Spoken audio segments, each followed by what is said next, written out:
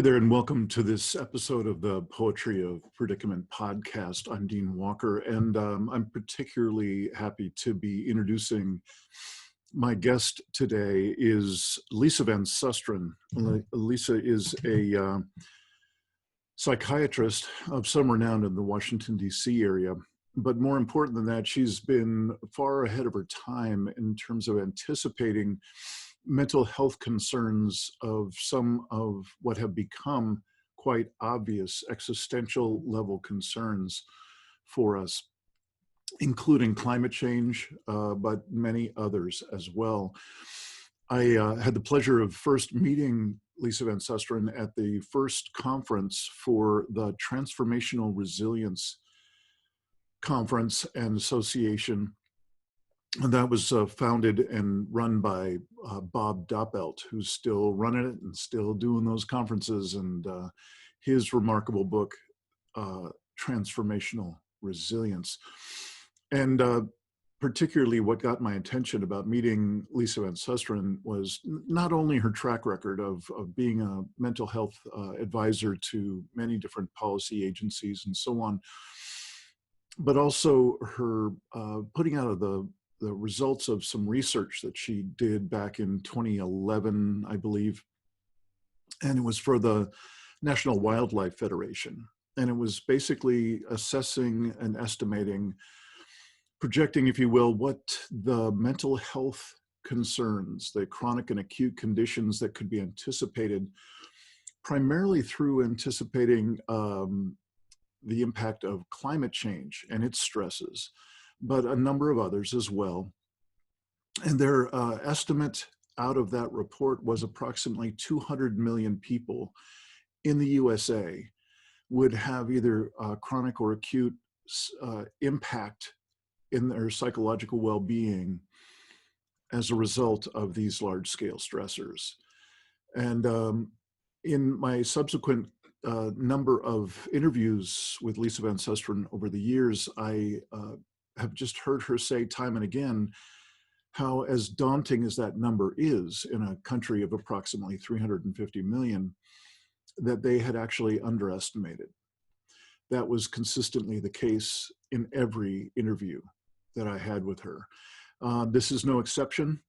The tune has not changed, but Lise Van Susteren and I had a chance to really compare notes on what our concerns are, particularly about the USA in these times.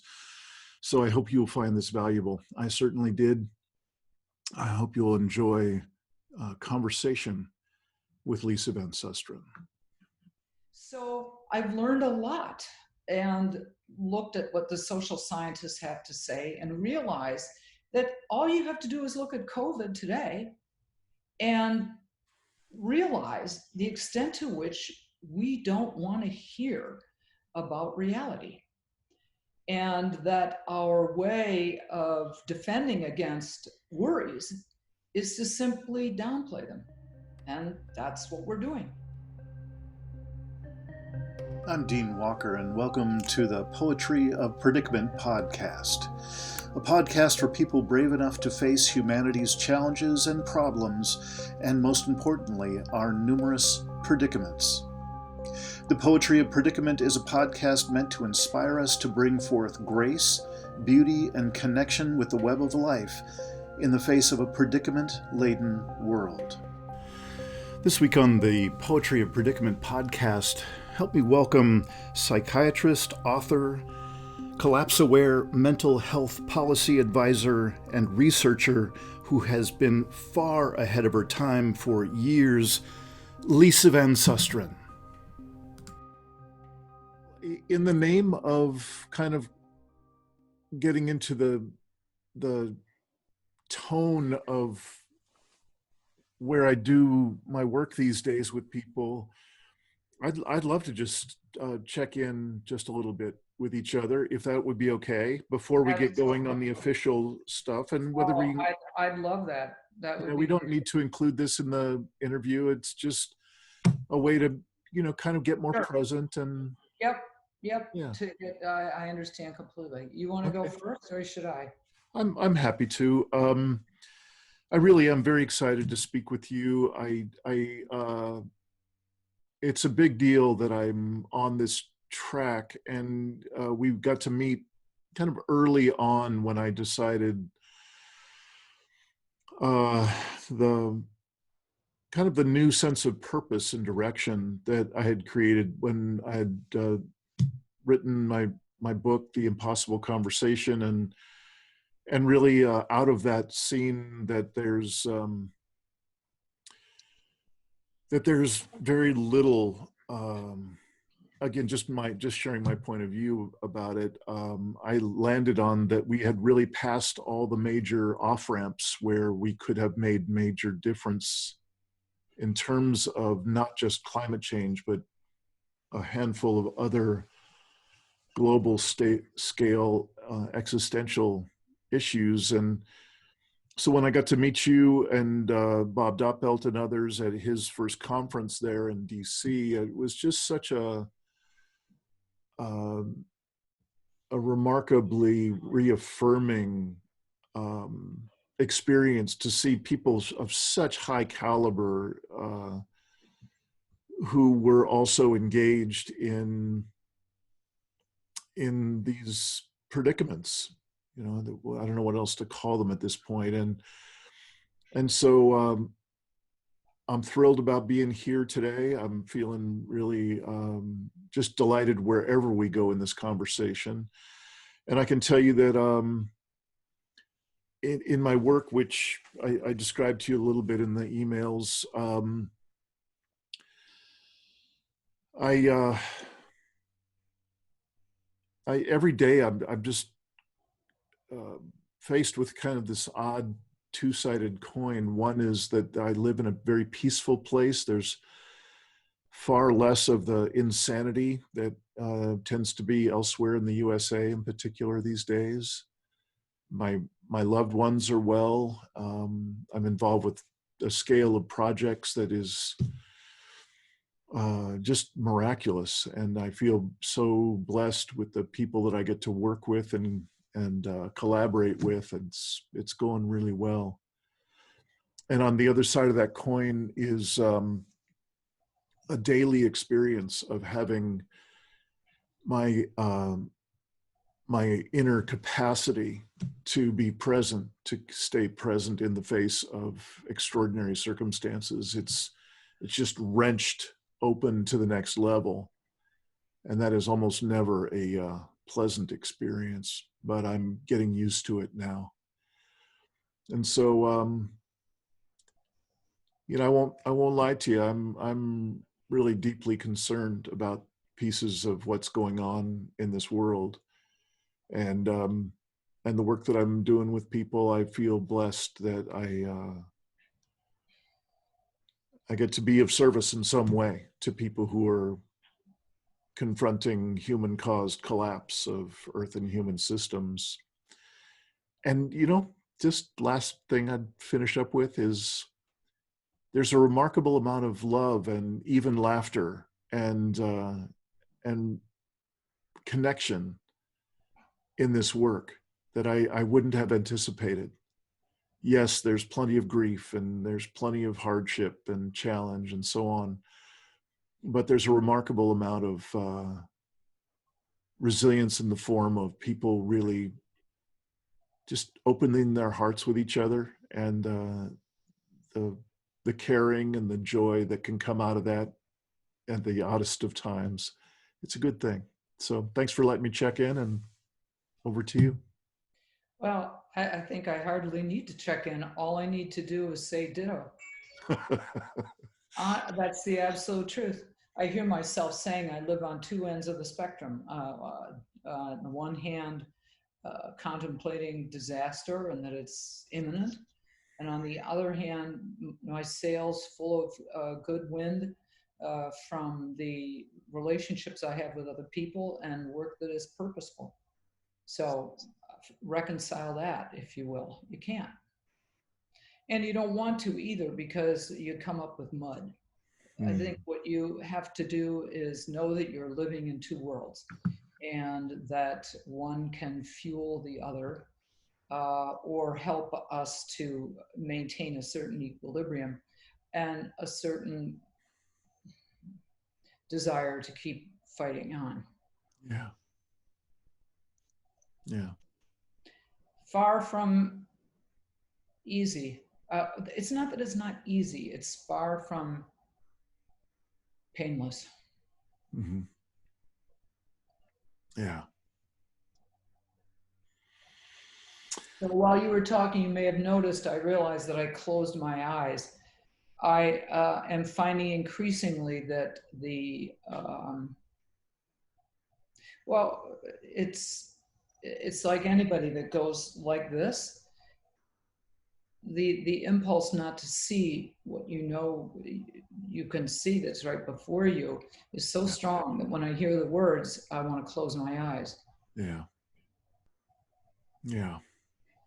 So there we have it.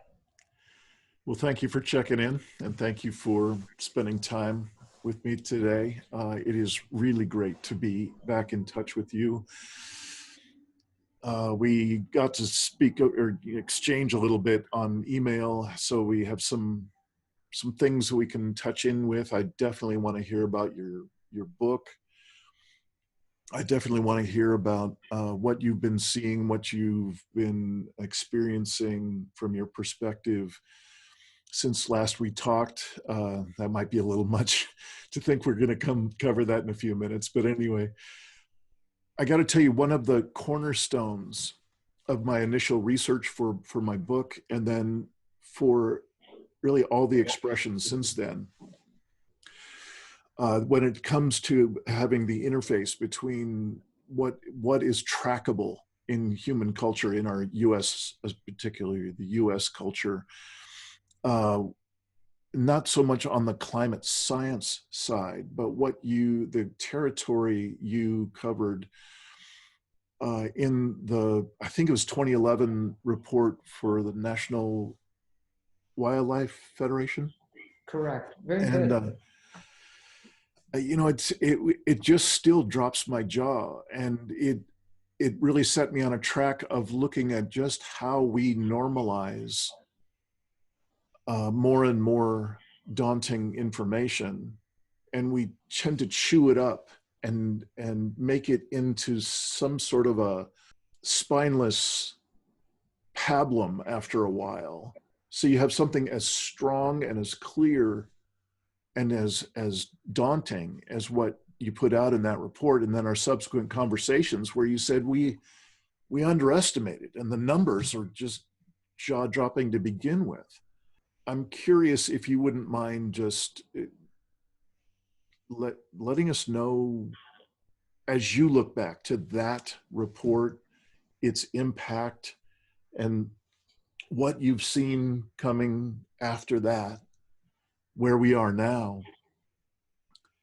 Are you encouraged? Are you discouraged? Do you see aspects of our culture that are rallying in a good way, spurred on by that kind of information? I'm just curious if you would just give us a sense of, you who are pretty darn active and have been extraordinarily active in this field of really looking into the predicament that we're in, and what are the effects of that predicament on our culture. What do you see? So the report that we published with a grant from the Robert Wood Johnson Foundation, thank you very much for speaking about it, was actually for a conference that we had in 2009. And I need to thank Kevin Coyle, who is still the Vice President of Education at National Wildlife Federation, because at a meeting he said to me, we should really talk about the psychological effects of climate disruption. And at the time, I myself thought, oh, nobody's going to be interested. But I often think that the things that I want to talk about are not going to be interesting to most people. And, that sometimes, people tell me they often are. So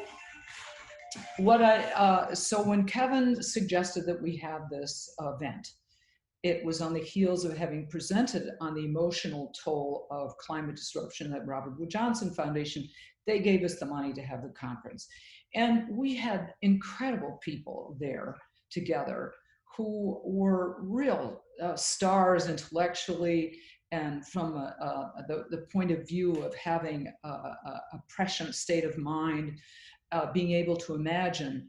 And they were gathered around the table, and we essentially captured their ideas in this report. So yes, my anxiety about the future was certainly the substrate upon which all of those people were chosen to speak. But nonetheless, you are right. Those people did have lots to say, and it's about all the topics that we're still talking about. Well, I thought when I was trained by Al Gore in 2006, at the first 50 and in Nashville, that it would only be a short period of time before we would run the numbers, we meaning society and politicians, and we would realize that we can't get past 400 parts per million. And having done the math, that we would immediately start taking action and see those numbers start going down, or at least slow the pace of the increase. I had been told otherwise by a friend of mine, Bob Carell, that indeed they were probably going to speed up before they ever slowed down. And, I parked that somewhere in my head, but it didn't seep into my consciousness.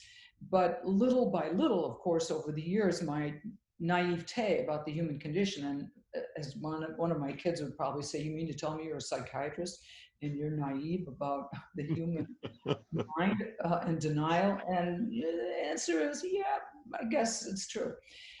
I really underestimated the extent to which we would have our fingers in our ears and we would just simply disavow the self-destructive path that we are on. But as I've gotten smarter over the years and had my own eyes wide open and read more about what colleagues have written, not about climate disruption, about the human condition. And in particular, I want to call out Ronald Wright, who is a Canadian writer, Wright, and he wrote a book called A Short History of Progress.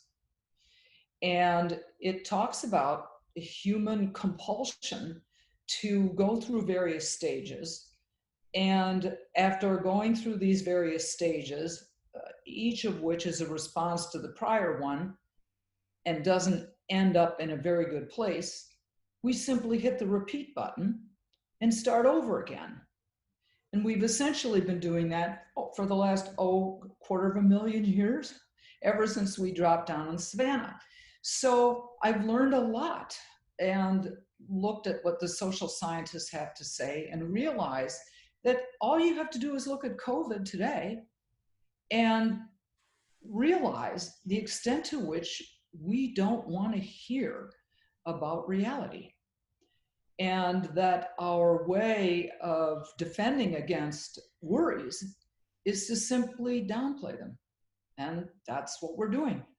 So we've also elected people who do this, which is, of course, the biggest problem. Because if we had a few people in there who were scientists and doctors and social scientists and faith leaders and people of the cross section, which of course the Constitution originally envisioned, we wouldn't be in the predicament. But nothing against lawyers, but it's all lawyers. And lawyers are really trained to see an opinion as something that you can entertain and run with, versus the cold, hard look at science. Mm-hmm. And of course, there are many lawyers in elected office who are looking very realistically, but I think that that's been a damaging part of how we have been functioning. Yeah, I get that. Well, given that's the case, you've been kind of peeling back some layers of your naivete, which I actually call it a similar trend in myself, my naive part, and I've come to actually kind of cherish it. There's a a childlike innocence that I've kind of stripped it back to, that I'm not going to let go of. And I'm a little less gullible at this point. So that's my update of that particular part that I carry as well. I'm curious, that hasn't stopped you though. These dynamics haven't stopped you, because I'm so excited to actually hear about what you have been up to. What in what way have you kept yourself engaged? And most importantly, that it takes something to write a book, and evidently you've just been through that process. So can you tell me a little bit about what Well, you've been writing about? I really have to say I've been going to write a book for years, and I think it was always going to start on January 1 or 2, something like that. And I had the good luck to run into Stacy Colino, who called me she's my co-author on emotional inflammation, for a quote about some other topic. And we got to talking, and lo and behold, I found out that she lives just minutes away from me. And so she proposed that we meet, or she discussed with me about writing a book. And I said, oh, that's interesting. A lot of people have said I should do that or something. And I don't know how quickly, but it was sort of like it was our first date, was all I can remember.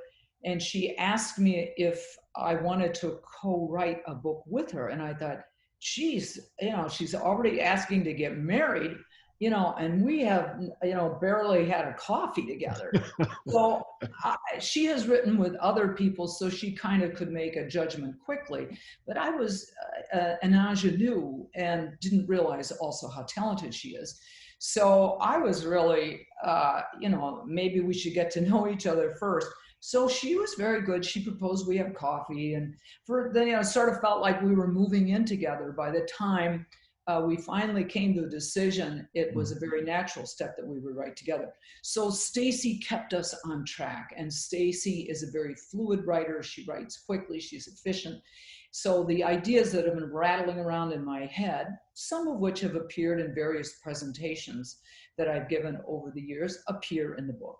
Yeah. And I was particularly pleased to have all of this down, because you feel disappointed in yourself when you think that you have things to say, and it hurts not to say them, but you are so busy, as we all are, or you don't take the time, as most of us don't, to engage in activities that are so deeply meaningful to you that you feel shortchanged. So the book is, thank God, I can wipe my brow, that it's, at least it's what has been in my heart and rattling around my head is on paper.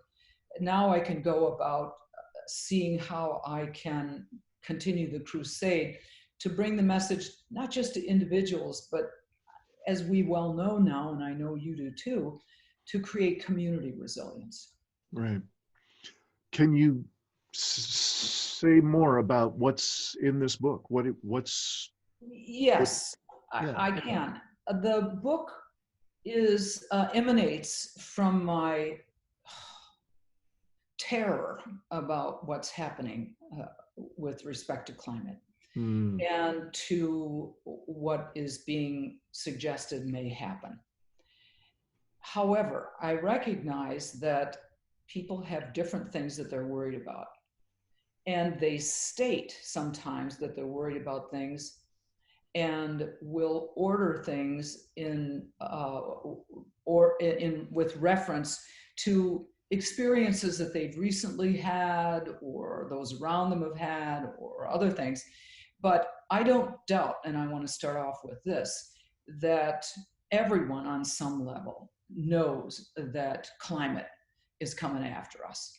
So even if you say that you're mostly worried about economic gap between the loss of the middle class, all of these things are important. Gun violence, Me Too, political dysfunction, all of these things that we rattle off are certainly important, and I'm not minimizing any of them. But the reality of healthcare, the reality is that if we were to fix those things, now you can't fix systemic racism like that, but you can fix some of these things more quickly, more adeptly. Once you fix those things, the problem really starts going away. But with climate, even if we do the right thing today, we know that there's such a lag time between the time we take the responsible action and when we see the results that we're looking for, that it becomes the preeminent issue. Mm. However, I did not want this book to be something that spoke to my already convinced colleagues, already in the trenches activists, or all the people that I've already spoken to. I really wanted it to be meant for people who were not connecting the dots and who needed a reason to take action. So what I did was I placed about 9 things. The first is the exalted position to name something, and the last position is the exalted. In other words, those are the things that people remember the best, the first and the last. So climate is mentioned last behind all of these other issues, but it comes in all the time throughout the book. And the idea was that I did not want someone who otherwise wasn't thinking about climate and didn't want to hear about it open the book and say, oh my God, it's about climate. Yeah. Yeah. So what I'm hearing you say is that you've put together a book of some kind of guidance about how to suss out and then let in some of the truths that are going on, uncomfortable truths around us. And then I'm hearing you say you're introducing people to an expansion of their ability to be resilient with that information. Yeah, absolutely. I realize I didn't answer your question at all. The answer was tell us about the book, and I only told you about the overview of the book. Sure. But the book does give credence and respects the concerns of people that they are conscious of. But it's important to say that there are some concerns we have that we're not conscious of. So I go through the list. And then in an effort to get people to think better about who they are and where they fit into the picture, I ask them to develop a word cloud. And in a certain few number of minutes, they have to write down everything, 30 issues or 30 words or phrases or images that come to mind to get to a deeper place, because then they'll go back and rate that. People like to know about themselves. That's a given. And this helps them go to a deeper place. Then I ask them to take another test that is meant to get them to understand what their reactor type is. Because let's face it, we do have different ways of reacting.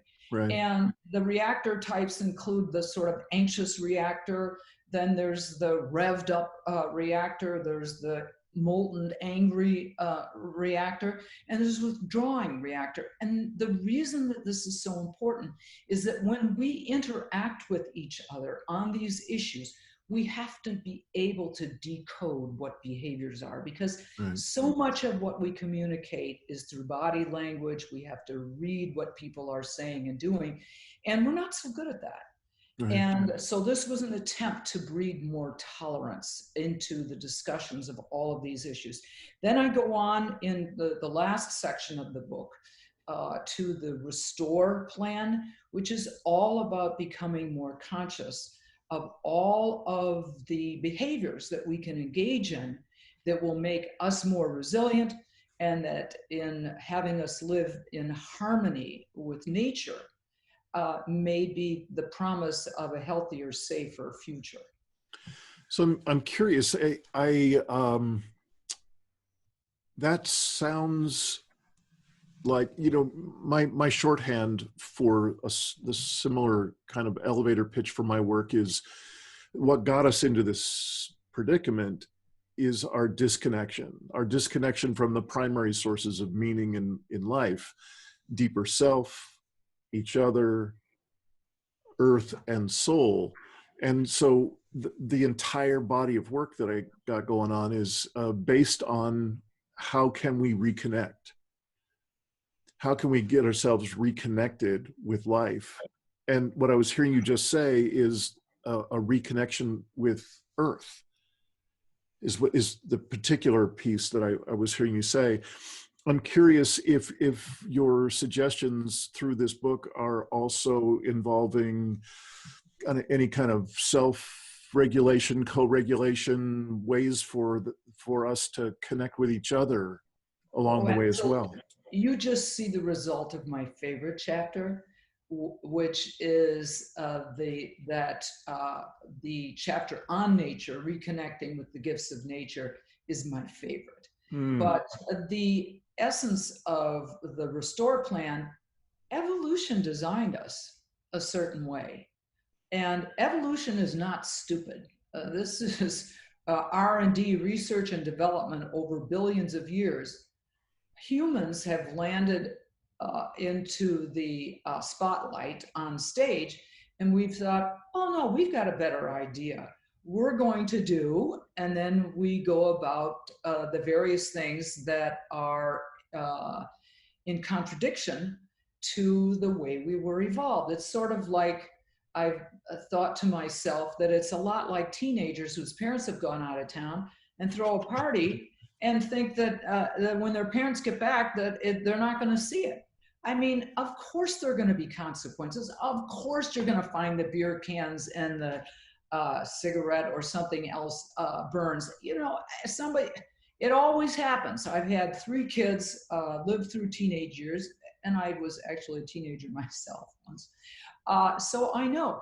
And Yeah. so what we're doing is we're breaking all the rules, the evolutionary rules, the way we were designed, and expecting a different outcome. Whether we talk about the microbiome, the gut, the microbiome in our gut, the parasites, bacteria, viruses, the little factories in our gut, there are trillions of them.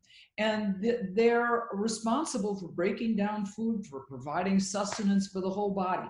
Whether it's when we fall asleep, photoreceptors in our eyes, whether it's the way we use our brains, the fight or flight response, all of these issues, all of these incredibly designed realities about our bodies have been meant for us to survive in a world that had the right cues. We've messed up the damn cues. Mm-hmm. Yeah. So that's what we are fundamentally breaking the laws of nature. All right. Well, I'm excited. I have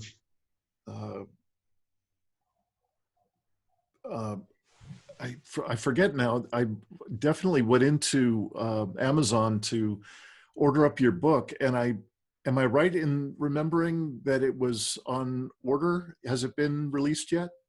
Oh yeah, it's been released, and we've had some good remarks. We've gotten some very good reviews. We had one person drag our ratings down. She said we were socialists and gave us 1 star, and we couldn't quite figure that out, but whatever. So we're pleased and hopeful, because this book was written not just because it was burning in our minds and we wish to do it. There is a hope that with all of us talking about breaking the rules and the incredible opportunities, we're not stupid, we're very smart. Mm-hmm. With all the incredible opportunities that we have and a continued cultural push, that maybe we can get back on track before, and the Buddhists have this great saying that I love, if we're not careful, we're going to end up where we're headed. Mm-hmm. Let's hope that we do get onto a track that changes where we're headed right now. Mm-hmm. You know, Lisa, I'm curious, beyond your own projects and books, just living in the DC area alone puts you in touch with a whole lot of the pulse of what's going on, no matter what direction you put your attention, if it's political or environmental or social or cultural. I'm curious if you would share two things here. One, are there particular aspects of what's going on in the world today that really come to the forefront in terms of what concerns you? Certainly.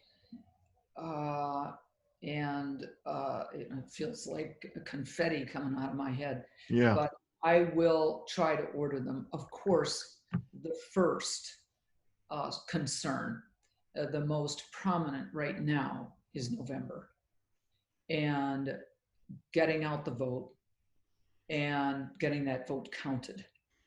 So that's my primary concern because of the obvious implications for leadership that we need Yeah. on this issue. And that's not a Washington, D.C. issue. I think pretty much that's on everyone's mind right now. Mm-hmm. So then the question is, what about Washington? And I've sometimes joked that if I lived in the North Woods, I think I'd feel a lot differently than I do. But my office is just blocks from the White House. And I always tell people I'm taking in all those nanoparticles when I breathe. All the stuff coming from the White House I'm breathing it in. Yeah. And it's not always pretty. So it does keep you in a constant state, really, of, well, stress, Mm-hmm. because you hear things that are so fundamentally, you recognize, and I'm going to say unjust. Mm-hmm. And the recognition of how quickly we have gotten ourselves into this situation. But that doesn't surprise me because I've been saying for years, my husband lost his family. My husband's Jewish. He lost family in the Holocaust. And it was very clear that his family was living in very comfortable situations, his grandparents, and that overnight, what happened in Germany, or essentially overnight, that things can change very quickly.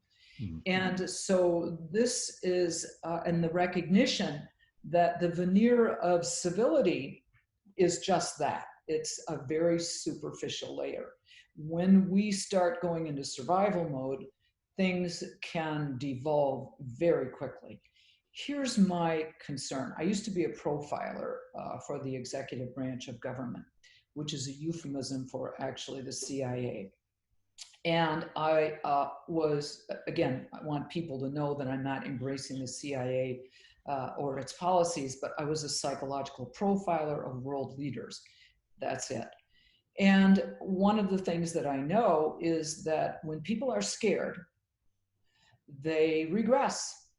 Mm-hmm. And they may withdraw, they may become angry, they may do all sorts of things. But when we are under stress, our prefrontal cortex, which is the sort of executive functioning of the brain, goes dark, and it's all about survival mode.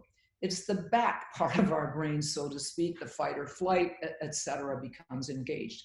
So what happens is that in our fear and our anger, if it becomes anger, people who present themselves as essentially strong men who are going to be tough and will promise or make promises that to keep you safe in exchange for your values becomes more and more likely.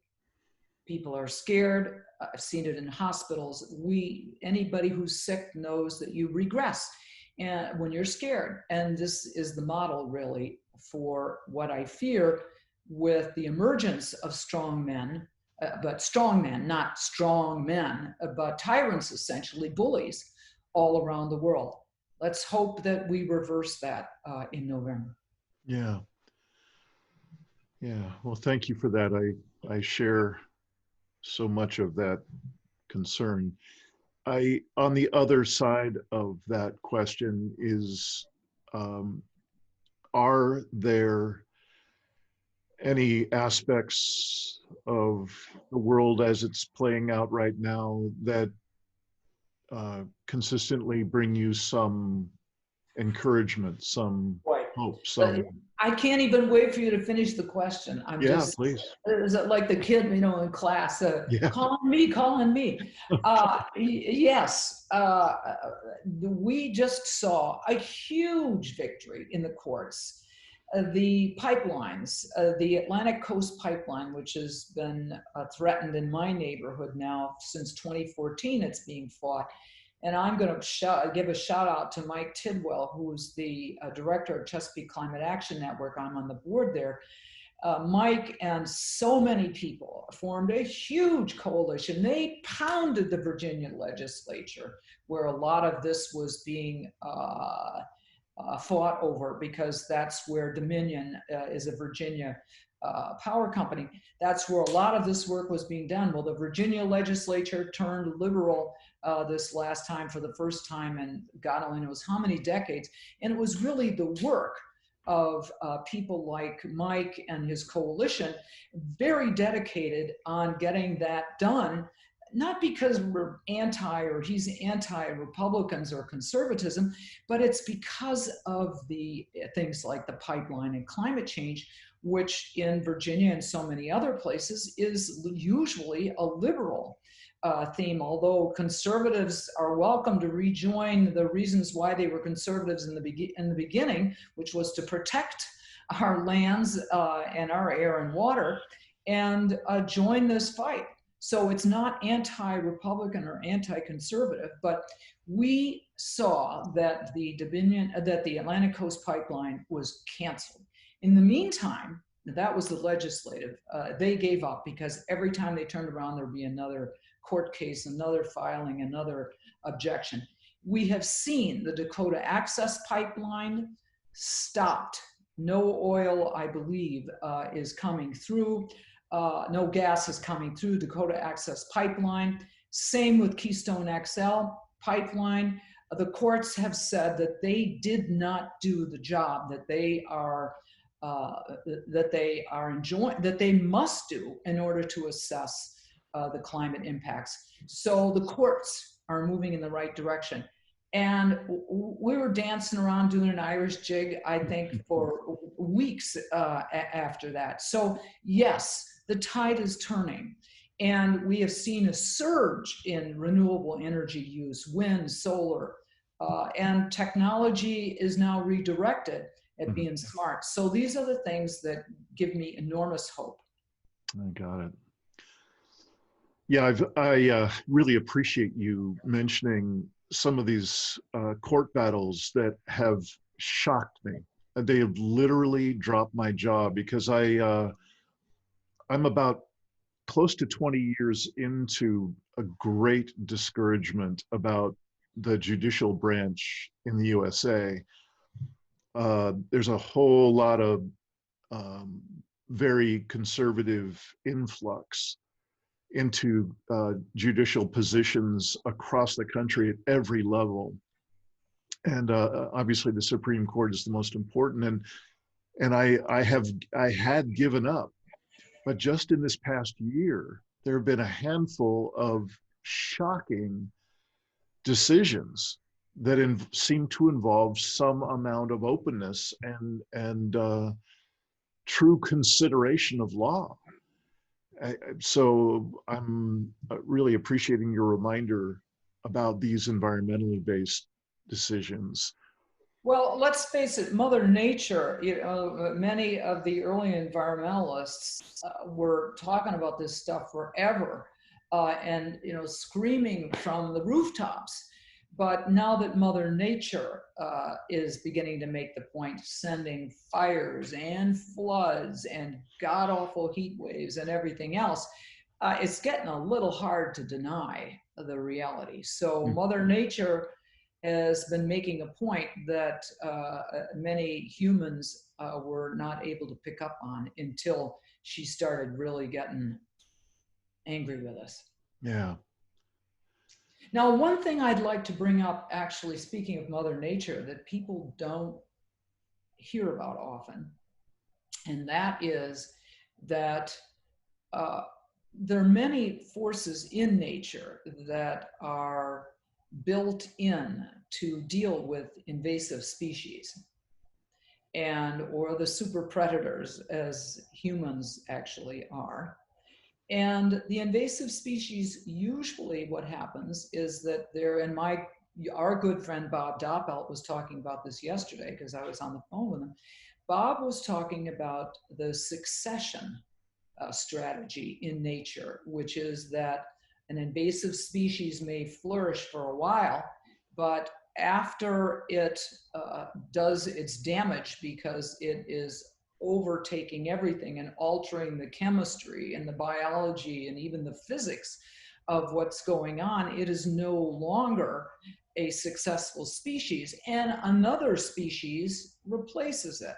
So there is this sense of natural succession. So humans will need to adapt our ways, or else if we aren't the succession species, then we'll be the extinct species. So there's that.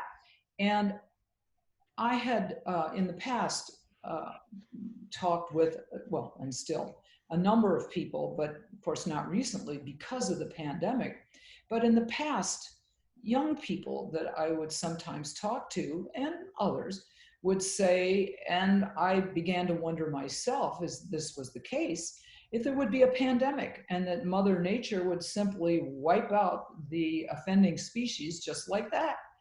And I didn't really think about it, of course, to the degree I do now. But this is a warning shot, first of all, the pandemic. What if we had coronavirus merge with a virus that has the capacity to kill, like Ebola? So we got one that's so infectious and the one that's so lethal.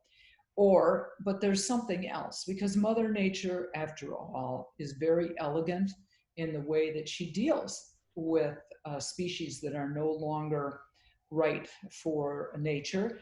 And she, in this case, we have seen that fertility rates in Australian, European, and American men have dropped by 50%. And that the transmission of this infertility goes into the next generation. So you do the math. If you know people who are having problems with their infertility, and it seems that it's everybody at this point, not everybody, that there are a lot of people, and that people are seeking ways to try to understand or beat Mother Nature, but that she is already beginning her quest. Beautiful. I don't get much in terms of larger framing of this path we're on. You know, frankly, I'm just kind of grappling with my capacity these days to stay present, to self-regulate around the amount of fear, the amount of rage that I can feel on a given day. So it's rare that I get to kind of expand out to a larger view, and that larger view for some people wants to be optimistic and, oh, it'll all turn out better than before and so on. I'm far more inclined to go in the direction that you're talking about, and there's something reassuring when I get to speak in a sober way with people who have the ability to put our times in context, even if that context is a bit hard to let in, like the infertility numbers, like the possibility of that this is just a warm-up in terms of the kind of infectious diseases and so on that could inflict upon global culture. There's something reassuring about being able to speak the truth with people and to be able to, in a sober way, use something along the lines of a precautionary principle as we look into where do we step next? How do we step together next? So let me say that, first of all, I should also point out that it was a complete coincidence, but my own pursuit of the issue of infertility ended up that I was talking to an expert who, lo and behold, is writing a book with none other than my co-author. And I'm not sure when it's coming out, but she is also writing a book, and I think it's called Sperm. But keep your eye out for that too, because you can see the science behind everything that I've said. Thank you. Let me address the feelings that you have. Obviously, that's where I sort of go naturally, and you can direct me to something a little more pointed if you'd like. But Seneca, the Roman writer and dramatist, said that the wise man mingles two things: not hoping without doubting, not doubting without hoping. So it is something that we have struggled with clearly for a long time. When we go back to that theme, that humans haven't changed much. We do keep going over the same stuff, except now the world we're more crowded and we're running out of time to make these corrections. In the past, we could just move and start over. We're running out of place, we're running out of time. That's, of course, Ronald Wright's, in Ronald Wright's book. So the urge, of course, is to try to reconcile these two impulses. And as we said earlier, they are irreconcilable. We can't both be in a good mood and a bad mood at the same time. And if we try to mix them, you end up with mud, just like colors. So what I tell people usually is, all right, yep, there are lots of bad things. God knows I've got a list as long as anybody. But I don't think I have a fantasy that technology, like an old cowboy movie, is going to come in and ride in at the last minute and rescue us. But I do realize the world is clearly waking up. It is dramatic. And there certainly is a lag time, but you cannot deny the surge in interest in renewable energy, the amount of money that at least the ticket is proposing for if we have a different person in office in the presidency next time around to address this issue. The young people are filling the shoes of people who have been resistant, and they're getting them voted out of office because they're ready to work hard. So these are all very positive things. Is there a lot of suffering that's going to come first? You bet, and I'm not denying that. But there are many things that we can do, must do, to make sure that we're always waking up with the thought of what we can be, how we can be the best version of ourselves given the situation. Lise Van Susteren, it is just a joy to speak with you, to reconnect after a long break here. And I so look forward to reading your book. I look forward to hearing about the additional book that you were just mentioning about fertility.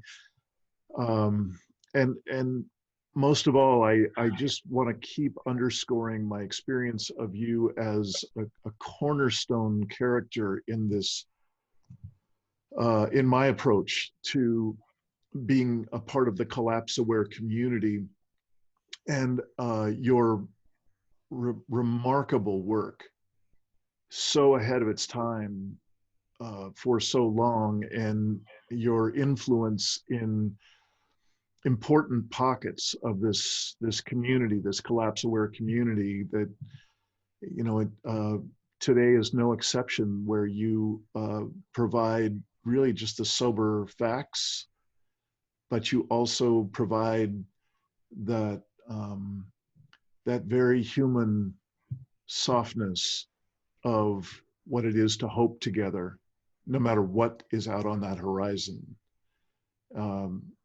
That's something. I'm going to be including a link to that early report that you generated. It's something to be able to hold on to hope when you know as much as you do, when you see as much as you do. So thank you so much for holding both of those so well. Well, thank you so much. I'm very flattered by your words. And if I get the link, which I trust you'll send to me, maybe I'll replay this last bit when I sometimes think, what the heck? Because of course, all of us at times, Yeah. we can't see what we have done. We can't see how we are influencing each other. But know that if we're doing the right thing every day, and this is what I would like to leave with, is that our lives speak for themselves, and every choice we make sets the social norm. And it means that we drive markets, we influence the people around us. And this is, after all, where most of our social change will take place. It's really at a grassroots level. So we'll carry on doing the right thing, and certainly taking all the precautions, but hoping for the best. Yeah. Thank you. Thanks. Thank you. Look forward to whenever it is we get to talk again, and please keep up your good work. Thank you. You too. All right. See ya. Take care. Thanks for watching another episode of the Poetry of Predicament podcast, produced by Dean Walker and the Living Resilience Alliance, www.livingresilience.net. Music today from Michael Hedges, as always, and also Port Blue Into the Sea. Also available on our website, www.livingresilience.net, is a wide array of articles, online learning series, arranging group and individual resilience coaching, and sign up for our every other Tuesday free support group that we call Safe Circle Calls.